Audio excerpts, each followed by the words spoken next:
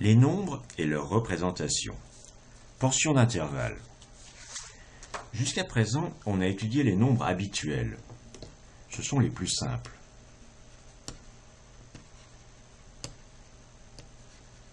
Ce sont ceux qui servent à compter des petits cailloux ou des objets. Ils ont un nom. On les appelle les nombres entiers.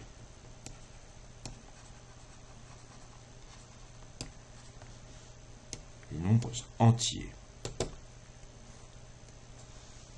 Et maintenant, on va en rencontrer de nouveaux.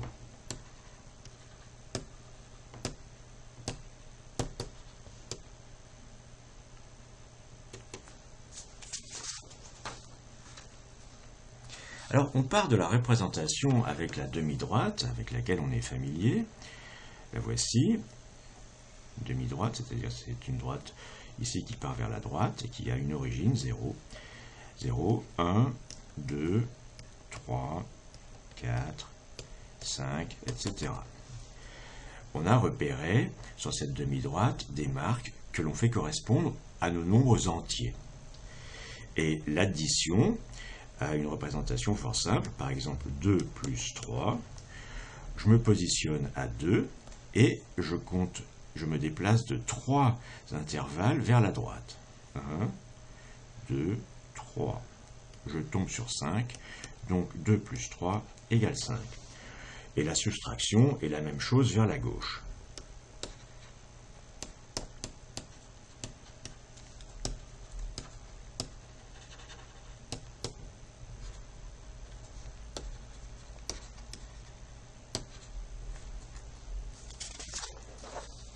Alors, une question vient naturellement à l'esprit.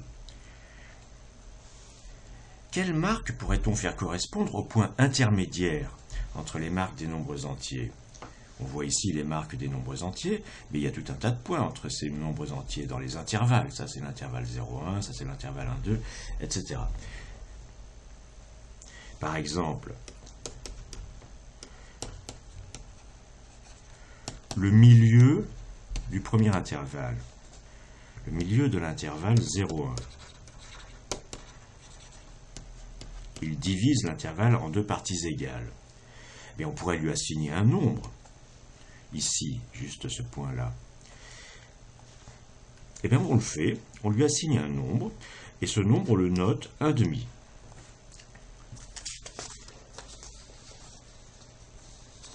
Maintenant, faisons autre chose. Divisons l'intervalle 0,4 en trois parties égales. 0, 1, 2, 3, 4. Alors, si je divise cet intervalle en trois parties égales, voici l'origine, voici la dernière des trois parties, et ces trois parties égales, elles se positionnent comme ceci. Et ce nombre-là, c'est-à-dire cette marque-là, d'une manière générale, c'est-à-dire la première marque à droite de la portion, elle va porter le nom de ce nombre-ci, divisé par, ou avec sous une barre, le nombre de portions. Donc ce nombre, il va s'appeler 4 tiers. Et comment on peut l'obtenir géométriquement, ce 4 tiers? Comment l'obtenir géométriquement? Moi, je l'ai marqué comme ça. On peut observer que si je divise chaque intervalle en trois parties, j'en ai en tout 12, et il suffit d'en compter 4. Donc diviser chaque intervalle en 3, ça donne 12 parties, et en compter 4. Et donc ça, c'est une partie, une deuxième partie, une troisième partie et une quatrième partie. Voilà comment j'ai obtenu mon 4 tiers. Alors ça nous conduit à une règle générale. Si on divise l'intervalle 0 jusqu'à n en m parties égales, ici c'était 4 tout à l'heure et c'était 3 tout à l'heure, le point à droite de la première des m portions, eh bien il va porter un nom, et on va le noter n sur m. Regardons un petit exemple. 0, 1, 2, 3, 3, 4, 5, 6, 7, 8, 9, etc. Eh bien, si je divise 8 en 3 parties, je vais tomber sur ces choses-ci. Et cette position-là, celle-ci, elle va porter le nom 8 tiers. Alors, ça m'amène à quelque chose d'important. Il faut bien comprendre qu'il s'agit de nouveaux nombres et que la notation est dans une certaine mesure arbitraire. Et cette notation n sur m. Mais elle s'avère géniale.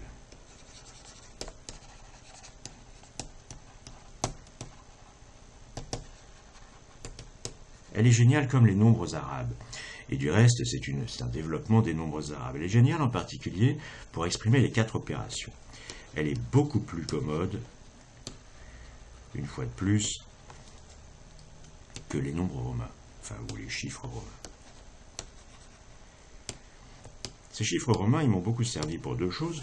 D'abord pour montrer ce que c'est qu'un mauvais système de représentation des nombres. Et deuxièmement, pour montrer que les nombres sont indépendants de leur notation.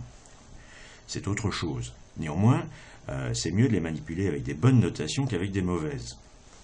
Alors maintenant, on va additionner 2 nouveaux nombres.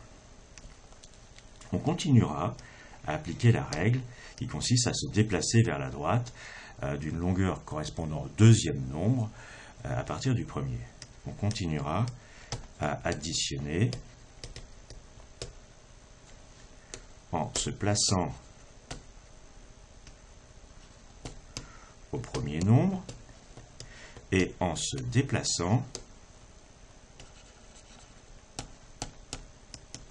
d'une longueur correspondant au deuxième.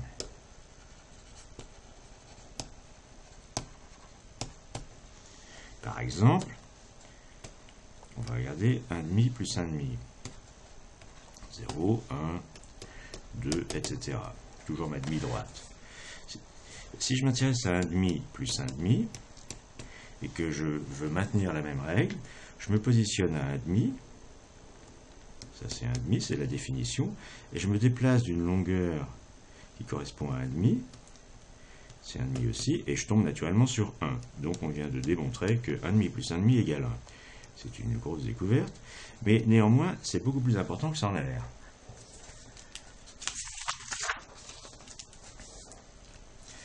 Regardons maintenant 1 tiers plus 1 tiers. Une fois de plus, je regarde ma demi-droite. Je me mets à grande échelle. Ou plutôt à petite échelle. Enfin bref, je la regarde en grand. Et je me positionne à 1 tiers.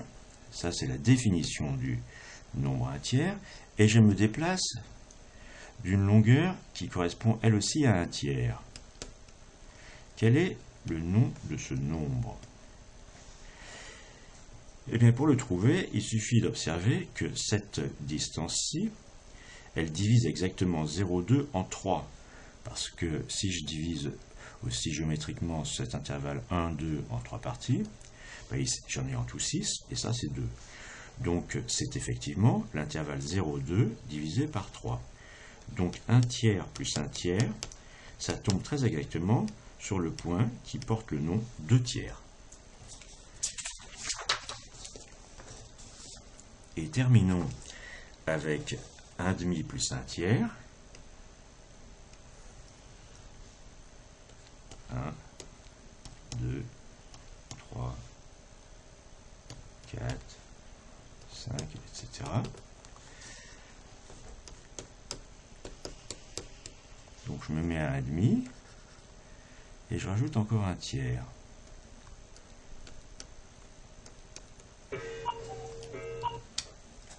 Et bien là, le raisonnement consiste en la chose suivante.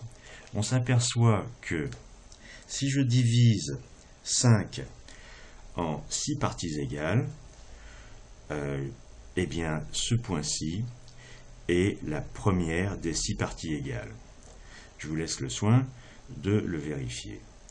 Donc 1,5 plus 1 tiers égale 5 sixièmes.